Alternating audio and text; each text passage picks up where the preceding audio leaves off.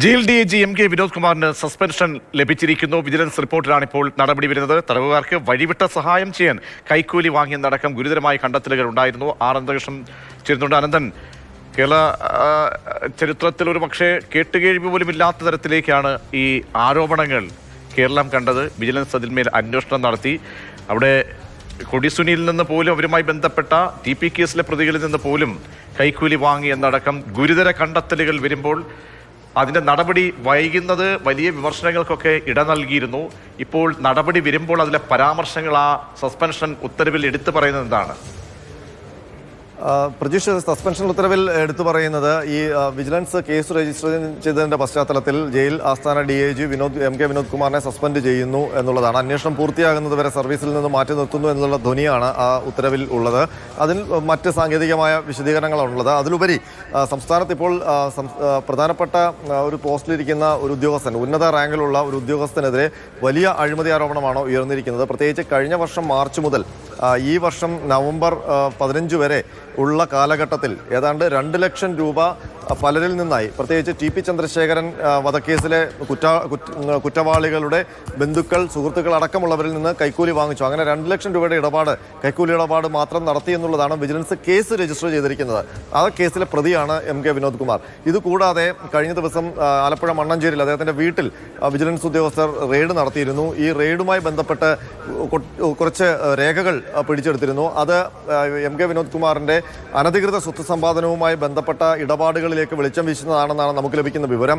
അപ്പോൾ അതിൻ്റെ അടിസ്ഥാനത്തിലാണ് ഈ അനധികൃത സ്വത്ത് സമ്പാദനം സംബന്ധിച്ച് ഒരു വിശദമായ അന്വേഷണത്തിലേക്ക് വിജിലൻസ് കടന്നിരിക്കുന്നത്.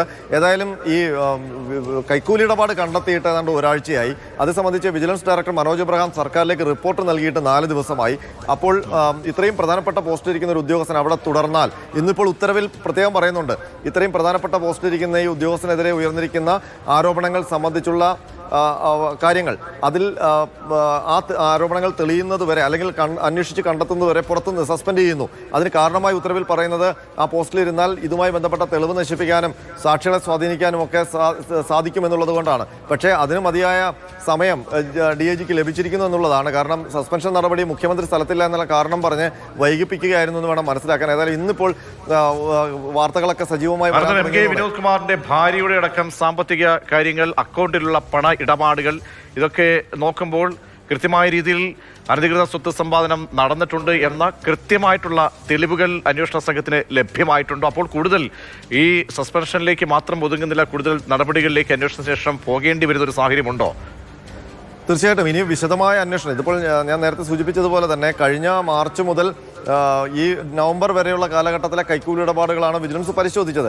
അതിനു മുൻപ് ഇദ്ദേഹത്തിൻ്റെ സർവീസ് കാലഘട്ടങ്ങളിൽ ഇദ്ദേഹം ജയിൽ ആസ്ഥാന DIG ആയതിനു ശേഷം ഗുരുതരമായ ആരോപണങ്ങൾ നേരത്തെ തന്നെ ഉന്നയിക്കുന്നുണ്ട്. പ്രത്യേകിച്ച് മറ്റ് ജയിൽ DIGമാരുടെ ഭാഗത്ത് നിന്ന്. കാരണം അവരുടെ അധികാര പരിധിയിൽ കൂടി നുഴഞ്ഞു കയറുകയും അവിടെ സ്വാധീനം ചെലുത്താനും അവിടെ അനധികൃതമായുള്ള ഇടപെടലുകൾ നടത്താൻ, അതായത് ചട്ടവിരുദ്ധമായ ഇടപെടലുകൾ നടത്താൻ ശ്രമിച്ചു എന്നൊക്കെയുള്ള ആരോപണങ്ങൾ നേരത്തെ ഉണ്ട്. പ്രത്യേകിച്ച് അദ്ദേഹം ഉത്തരമേഖല DIG അവിടെ ഉള്ളപ്പോൾ തന്നെ കണ്ണൂർ സെൻട്രൽ ജയിൽ സന്ദർശിക്കുക, അവിടുത്തെ DIG അറിയാതെ നടപടികൾ എടുക്കുക, അതുപോലെ തന്നെ വിയൂർ ജയിലിൽ പോവുക, അവിടുത്തെ DIG അറിയാതെ നടപടികൾ എടുക്കുക എന്നൊക്കെയുള്ള കാര്യങ്ങൾ. അപ്പോൾ അങ്ങനെ വരുമ്പോൾ നമുക്കറിയാം, അപ്പോൾ ഈ യാത്രകളൊക്കെ കൈക്കൂലി ഇടപാടിനും അഴിമതിക്കും വേണ്ടി ആയിരുന്നു എന്നുള്ള സംശയമാണ് ഇപ്പോൾ ബലപ്പെടുന്നത്. അപ്പോൾ പൂർണ്ണമായും ഈ DIG ആയതിനു ശേഷമുള്ള സർവീസ് കാലത്തെ ഇടപാടുകളൊക്കെ അന്വേഷിക്കേണ്ടി വരും. പ്രതീക്ഷ ഇനി കൂടുതൽ നടപടികളിലേക്ക് എന്ന് പറയുമ്പോൾ അനന്തൻ, ഈ വിനോദ് കുമാർ മാത്രമാണോ, വിനോദ് കുമാറിന് മറ്റെന്തെങ്കിലും സഹായികളോ അല്ലെങ്കിൽ ഇതുമായി ബന്ധപ്പെട്ട് മറ്റ് ഇടനിലക്കാർ, ഇവരിലേക്കുള്ള ചോദ്യം ചെയ്യൽ, അങ്ങനെ എന്തെങ്കിലും കാര്യങ്ങൾ ഉണ്ടോ ഈ അന്വേഷണത്തിൽ ലീഡായി വന്നിട്ടുണ്ടോ? നിലവിലിപ്പോൾ വിജിലൻസ് ഈ കൈക്കൂലി ഇടപാടിലാണ് കേസ് രജിസ്റ്റർ ചെയ്തിരിക്കുന്നത്. അതുകൂടാതെ ഈ അനധികൃത സ്വത്ത് സമ്പാദനം സംബന്ധിച്ച് പ്രാഥമിക അന്വേഷണവും ആരംഭിച്ചിട്ടുണ്ട്. ഏതായാലും വിജിലൻസ് റിപ്പോർട്ട് ഇതിൽ നിർണായകമാണ്. വിജിലൻസിൻ്റെ ഒരു റിപ്പോർട്ട് സർക്കാരിലേക്കും കോടതിയിലേക്കും ഒക്കെ വരുമ്പോൾ കൂടുതൽ വിശദാംശങ്ങൾ വ്യക്തമാകും. കാരണം എത്രത്തോളം ആഴത്തിലുള്ള അഴിമതിയാണ് DIG നടത്തിയിരിക്കുന്നത് എന്നൊക്കെയുള്ളത്. ഏതായാലും നിലവിൽ ഇപ്പോൾ സസ്പെൻഷൻ മാത്രമാണ് നടപടി. അതിനപ്പുറമുള്ള നടപടികൾ വരണമെങ്കിൽ അന്വേഷണം പൂർത്തിയാകണം. അത് സംബന്ധിച്ച് പിന്നീട് കോടതിയിൽ അതിൻ്റെ കാര്യങ്ങളൊക്കെ, വിശദാംശങ്ങളൊക്കെ വരികയും ചെയ്യും. ഏതായാലും ഇനിയിപ്പോൾ ചോദ്യം ചെയ്യലിനടക്കം വിനോദ് കുമാർ ഹാജരാകേണ്ടി വരും വിജിലൻസിന് മുന്നിൽ എന്നുള്ള കാര്യം വ്യക്തമാണ്. വിശദമായ അന്വേഷണത്തിലേക്കാണ് വിജിലൻസ് പോകാൻ ഒരുങ്ങുന്നത്. അതുകൊണ്ട് തന്നെയാണ് ഈ കൈക്കൂലി ഇടപാട് പിടിച്ച ഉടൻ തന്നെ അനധികൃത സ്വത്ത് സമ്പാദനം സംബന്ധിച്ചുള്ള അന്വേഷണം കൂടി ആരംഭിച്ചിരിക്കുന്നത്. ഒരുപക്ഷെ പ്രാഥമിക അന്വേഷണത്തിൽ കഴമ്പുണ്ടെന്ന് കണ്ടെത്തി കഴിഞ്ഞാൽ അതുമായി ബന്ധപ്പെട്ട് മറ്റൊരു എഫ്ഐആർ കൂടി രജിസ്റ്റർ ചെയ്യാനുള്ള സാധ്യതയുണ്ട്. ഈ പലയിടങ്ങളിലേക്കും ചെല്ലുന്നു, അതായത് മേലുദ്യോഗസ്ഥന്മാർ പോലും അറിയാതെ, അല്ലെങ്കിൽ അവിടുത്തെ ഈ ചുമതലയുള്ള ജയിലുകളിലെ ചുമതലയുള്ള സൂപ്രണ്ടുമാരും മറ്റാരും അറിയാതെയൊക്കെയുള്ള സന്ദർശനം. അപ്പോൾ അതിൽ കൂടുതൽ ആരോപണങ്ങൾ ഇദ്ദേഹത്തിനെതിരെ ഇനിയും പുറത്തേക്ക് വരാനുള്ള ഒരു സാഹചര്യം ഉണ്ടായിരിക്കണമല്ലേ? കാരണം ഞെട്ടിക്കുന്ന കാര്യങ്ങളാണ് നമ്മൾ കേട്ടത്. അതായത് കൊടിസുനി അടക്കമുള്ള പ്രതികൾക്ക് അനധികൃതമായിട്ടുള്ള സൗകര്യങ്ങൾ, പരോള്, പല പ്രതികൾക്കും, അങ്ങനെ ഒരുപാട് പരാതികൾ ഇനിയും ഉയരാനുള്ള സാധ്യത ഉണ്ടോ അനന്തൻ? അതിനുള്ള സാധ്യതയുണ്ട്.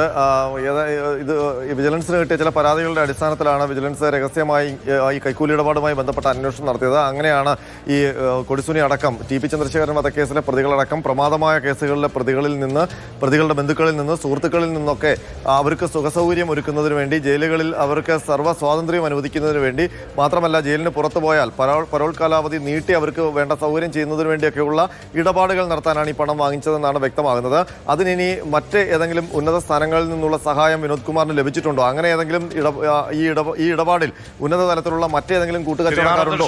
നൽകിയത് ജയിൽ DG MK വിനോദ് കുമാറിന് ഒടുവിൽ സസ്പെൻഷൻ ലഭ്യമായിരിക്കുന്നു. ഈ റിപ്പോർട്ടും അന്വേഷണത്തിലെ കണ്ടെത്തലുമൊക്കെ കണ്ട് എത്തിയതിനു ശേഷം, ഗുരുതരമായിട്ടുള്ള കണ്ടെത്തലുകൾ വന്നതിന് ശേഷവും കുറേ ദിവസം നടപടി എടുത്തില്ല. അത് കടുത്ത വിമർശനങ്ങൾക്ക് വഴിവെച്ചു. തെളിവ് നശിപ്പിക്കലടക്കം ഉണ്ടാകുമെന്ന ആരോപണം ഉയരുന്നതിനിടെയാണ് ഇപ്പോൾ നടപടി വരുന്നത്.